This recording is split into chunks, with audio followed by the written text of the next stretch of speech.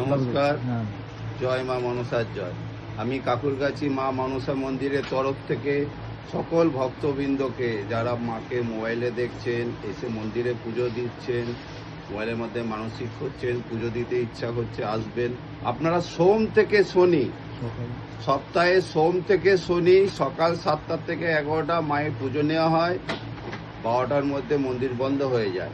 রোববারটি মন্দির সম্পূর্ণরূপে বন্ধ।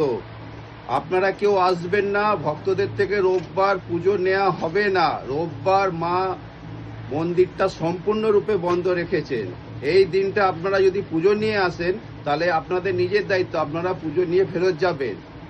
যার জন্য আমরা এই ভিডিও মারফত আপনাদের মাধ্যমে এই সংবাদটি দিচ্ছি যে রোববারটি আপনাদের জন্য, অর্থাৎ ভক্তদের জন্য সম্পূর্ণরূপে বন্ধ থাকবে।